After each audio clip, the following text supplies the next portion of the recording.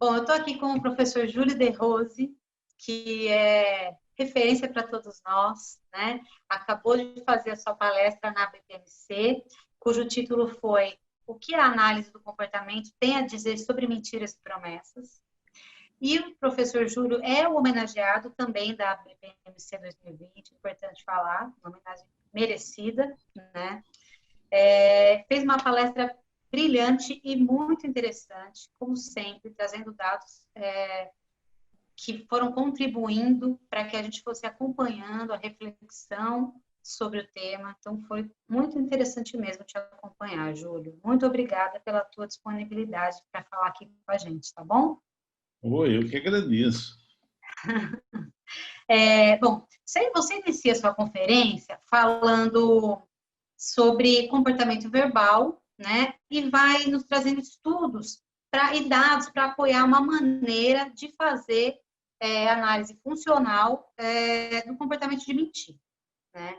E aí, então, a gente falando sobre o comportamento verbal, em um momento você fala sobre o comportamento, sobre análise funcional e análise topográfica, como formas da gente diferenciar as categorias do comportamento verbal, né? Em especial o tato e o mando. E eu queria aqui pedir que você falasse um pouco sobre isso.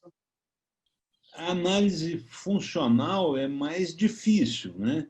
Quando a gente vê um comportamento, vê a forma dele, a topografia, é uma coisa visível, né? A função,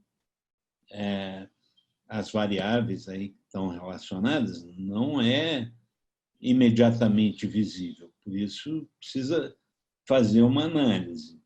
E então, muitas vezes, especialmente quando não se pode analisar, quando não se sabe analisar, né, quando não se tem os dados para analisar, a gente pode cair na tentação de tomar o comportamento pela forma, né, sem levar em conta a função.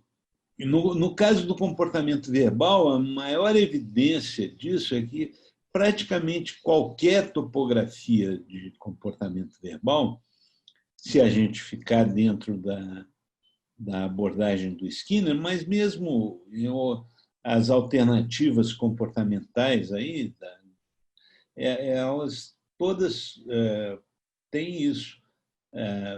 Você pode pegar qualquer forma de comportamento verbal e ela pode ter as mais diferentes funções. Então, eu costumo dar um exemplo, assim, quando uma pessoa fala fogo, isso pode ser um tato, ele está descrevendo alguma coisa que está acontecendo, está pegando fogo, pode ser isso. Ou pode ser ele está com um cigarro apagado e está pedindo fogo, alguma coisa para acender o cigarro. Acho que isso era mais comum anteriormente, mas antigamente o sujeito... Eu nem sei se usa isqueiro hoje, por exemplo, que era uma coisa muito comum antigamente. Aí o sujeito pedia fogo, o sujeito ia lá com o isqueiro e acendia o cigarro, né? Ou pode ser um intraverbal, pode estar numa cadeia com alguma coisa, a água apaga o fogo, sei lá, muitas vezes intraverbal, ou pode ser ecoico, repete o que alguém falou, ou pode ser textual, está lendo o que está escrito num lugar, né? E todos têm a mesma topografia. E como que você sabe qual que é o que? Né? Como professor, isso é particularmente difícil para professor, né? Porque você vê você está olhando um trabalho de um aluno, aí você vê um negócio que é ótimo, né? Tá, maravilha. é um,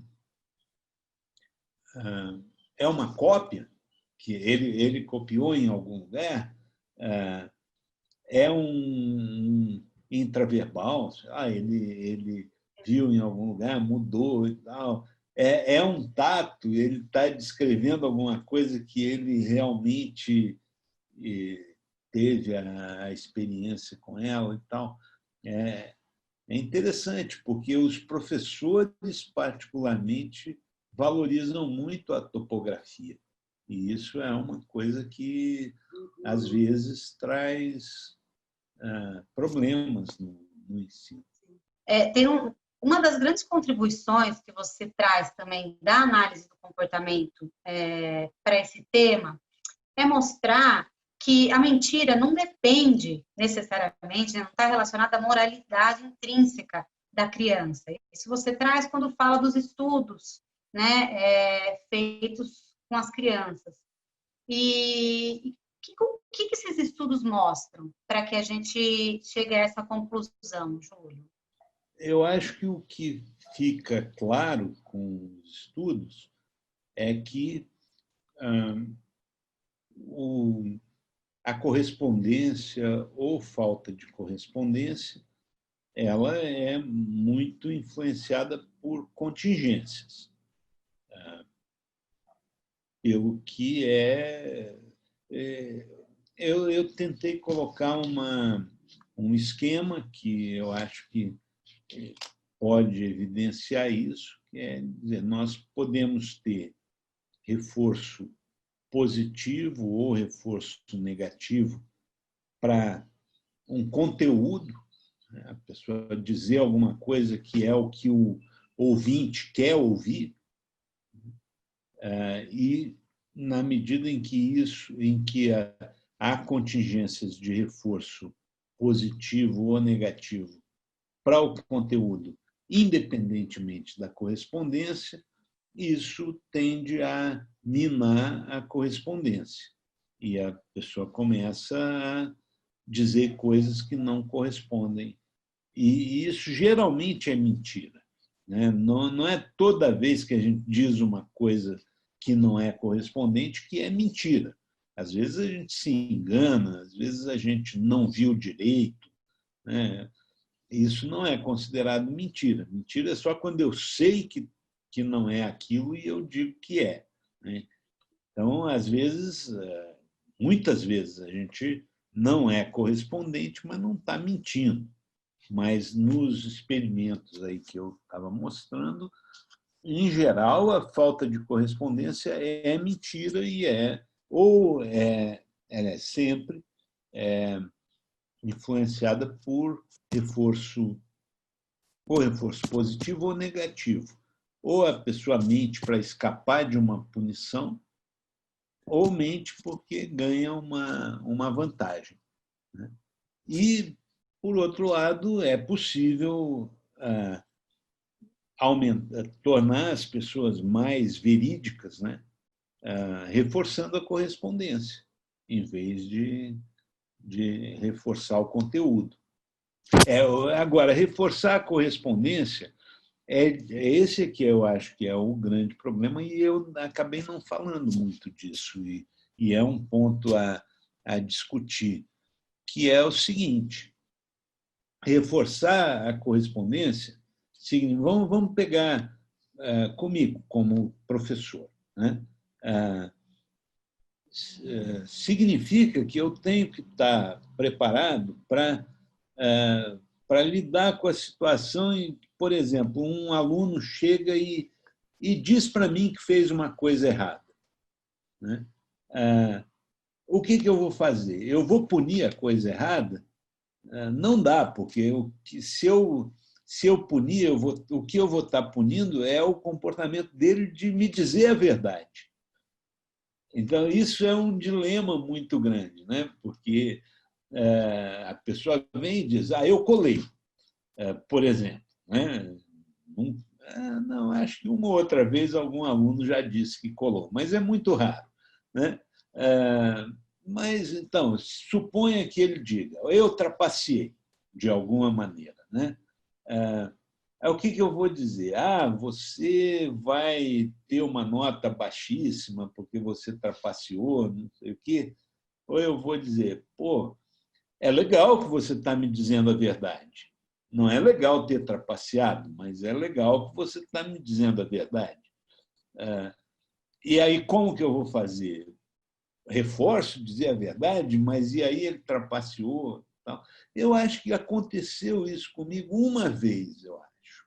E eu falei, bom, já que você me disse a verdade, eu te dou outra chance, você faz de novo. E foi com o Pedro que isso aconteceu. Ah, foi? Sempre conta essa história. Sempre conta essa história, Júlio. Quando ele dá aula, alguma coisa, ele sempre fala sobre isso.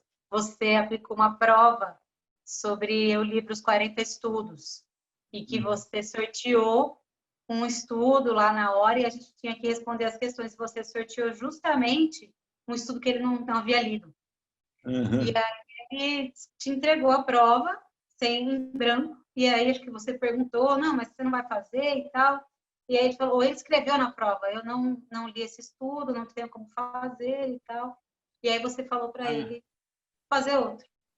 É, o exemplo que eu dei é pior, porque ele não trapaceou. Ele Não já foi sincero desde o início. Então, ele não fez nada de condenável, a não ser o fato de não ter lido, mas tudo bem. Mas não foi trapaça. Pelo contrário, ele botou lá, eu não li. Agora, quando trapacei é pior, porque eu. Tem Mas razão. mesmo assim, se ele via, eu acho que teve um caso, mas eu posso estar confundindo com esse. Mas eu acho que alguma vez alguém me disse que fez uma coisa condenável. E disse, bom, vamos, vamos fazer de E novo. você reforçou a correspondência, dizer a verdade. É porque você vai punir na hora que ele fez uma coisa legal. Ele já fez um monte de besteira. Agora, na hora que ele fez a coisa legal, que é dizer a verdade, você vai punir. E isso é uma coisa complicada. Né? Bem... Tem razão. Agora, Júlio, mentir é sempre imoral? Então, essa é a conclusão. Eu gosto de contar essa história de um herói brasileiro que salvou centenas de pessoas. Há quem diga que pode ter sido mais de 1.000 pessoas, pelo menos 800 casos documentados. Né? E eu não sei se, em vários casos, você pode dizer que é estritamente mentira, mas ele fraudava os vistos. Né? Fraudava no sentido de que não cumpria as regras do governo, que eram regras, as regras é que eram imorais. Então, no momento que ele burlava as regras que eram imorais, você pode dizer, bom, ele está mentindo, ele está pondo a assinatura dele numa coisa que não vale, não é o que ele está dizendo. Mas as regras é que eram imorais. E, nesse caso, por exemplo, o beneficiado com a falta de correspondência não era ele não ganhava nada. Pelo contrário, ele foi punido por fazer isso. O beneficiado era alguém que estava sendo perseguido injustamente. Então, esse mas tem muitos exemplos. Tem exemplos corriqueiros, assim. Eu estava falando de outro exemplo, que é um estudo feito, né? Que ensina crianças crianças com autismo a dizer que gostou de um presente quando não gostou, né? Porque a sinceridade nesse caso não é muito apreciada, né?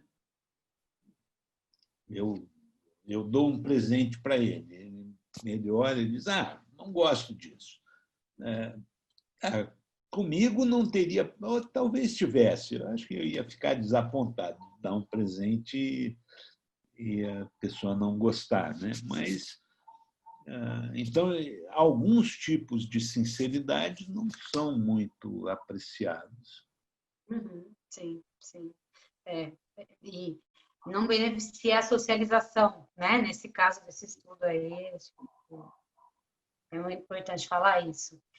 Eu queria acrescentar uma outra pergunta, que é do início da tua apresentação, tá? Então, eu fui seguindo uma ordem, mas eu queria voltar nela.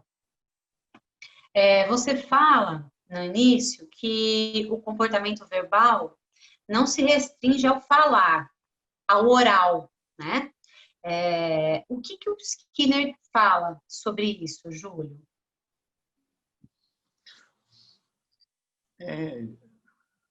Essa é uma coisa que é discutida bastante. Tem outros autores que acham que essa definição é ruim.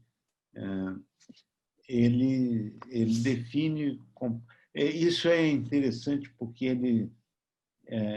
ele coloca a definição a prestações, né? Primeiro, no livro Comportamento Verbal, inicialmente ele diz comportamento verbal é o que é reforçado com a mediação de outra pessoa.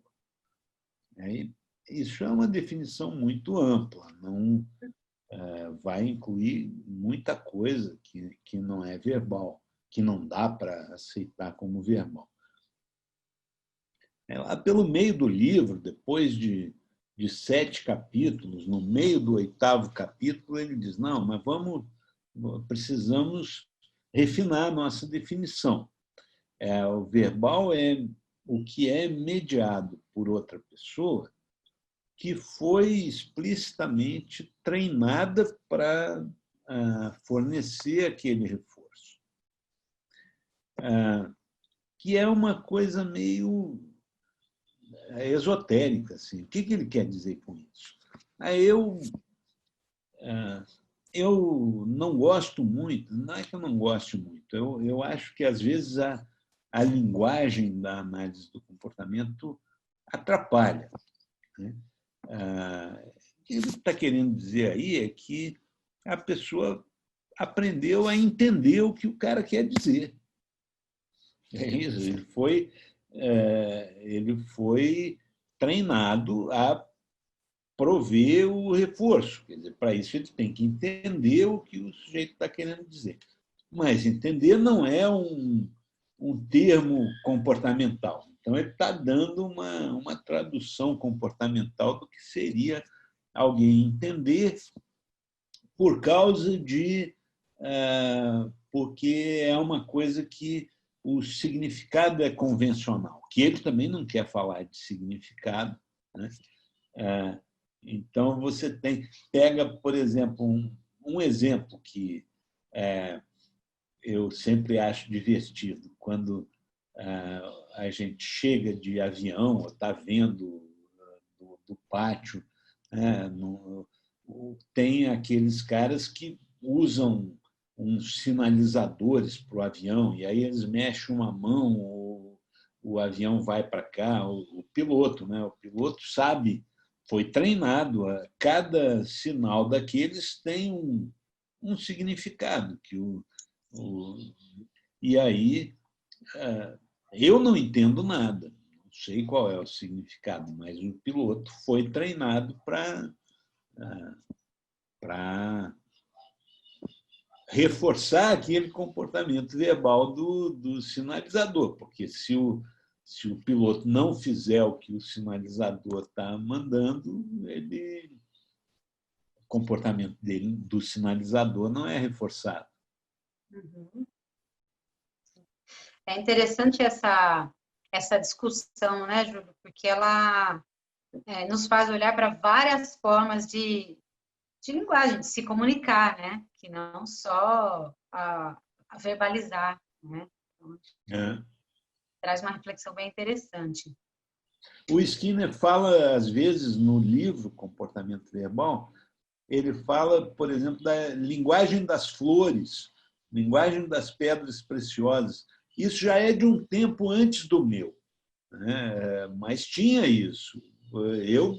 eu nunca aprendi isso, mas tem, você dá tal flor, significa tal coisa, tem tais efeitos sobre a... Legal. Bom, para não tomar muito seu tempo, eu vou agora para as últimas questões, falando agora da tua trajetória profissional. Queria que você citasse alguém que foi referência para você ao longo da tua trajetória profissional.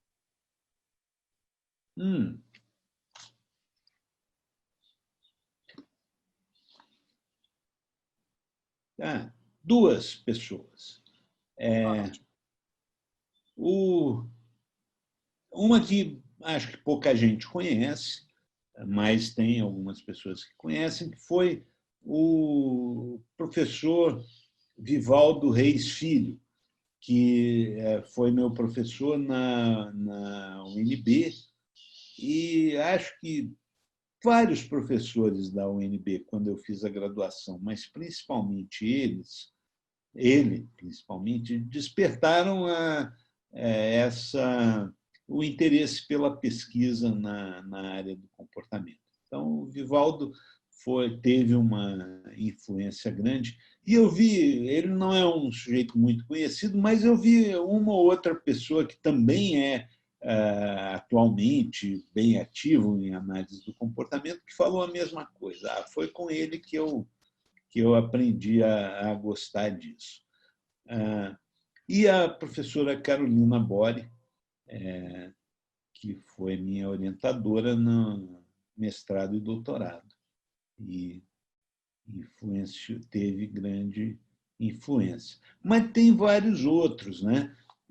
Eu tinha um professor na USP que ele provocava todos os analistas do comportamento, porque ele não gostava de análise do comportamento, e ele vivia provocando e tal, mas todo mundo adorava ele, porque era uma coisa assim, ele fazia de uma maneira muito respeitosa, fazia a gente pensar e tal, e também desenvolver uma capacidade de conversar com ideias diferentes. Então, o professor Walter Cunha, eu também acho que ele foi uma grande influência para mim. E vários outros, mas... Difícil escolher, né? Indicar uma pessoa só.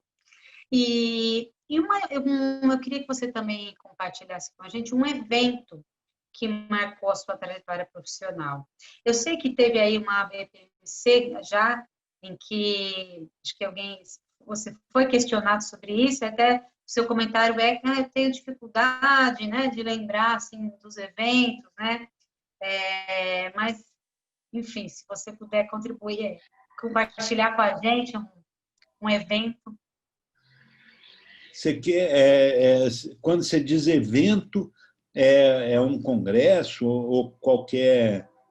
Um evento da sua trajetória profissional, qualquer.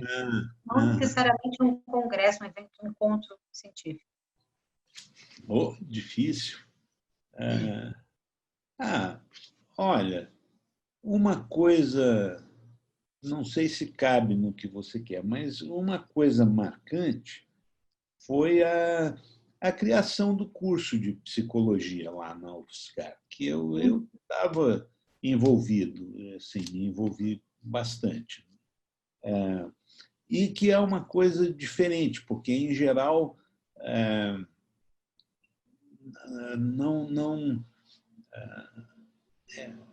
ali foi uma coisa assim, que já tinha um grupo formado, ativo, de professores, né? Já era ativo, já atuava em pós-graduação, tal. E a gente disse, vamos abrir um curso de graduação. E que foi meio assim, do jeito que a gente pensou, tem que ser assim, tem que ser assim, tem que ser assim. E ficou, não exatamente, mas razoavelmente próximo do que a gente pensava. Então, é uma coisa muito rara na carreira de professor. Ótimo, que bom. Que bom ouvir isso, né? Que bom conhecer essas outras, as referências das nossas referências, né? Porque você é uma referência para muitas pessoas, como eu, como o Pedro, enfim. Então é isso, eu queria te agradecer por ter sido tão gentil, né, e tão solícito e dedicar um tempo a falar comigo aqui, a dar essa entrevista para a Dia de Lab, né, a Dia de Lab, que é a plataforma feita por analistas do comportamento para analistas do comportamento. E espero que tenha aí um bom congresso para todos nós. Eu é que agradeço também pela oportunidade, sempre muito bom falar com você, faz já um tempo razoável que a gente não se vê, né? Mas pena que não estamos lá no congresso presencial, mas sempre é legal encontrar. É mesmo, né, Júlio? Obrigada, viu, Júlio? Muito obrigada mesmo. E até uma próxima, então. Espero que nos vejamos em próximas oportunidades, né? Eu também. Eu também. Tá Até certo. uma próxima aí. Obrigado, Valessa. Obrigada, Júlio. Um beijão. Tchau, Para você tchau. também.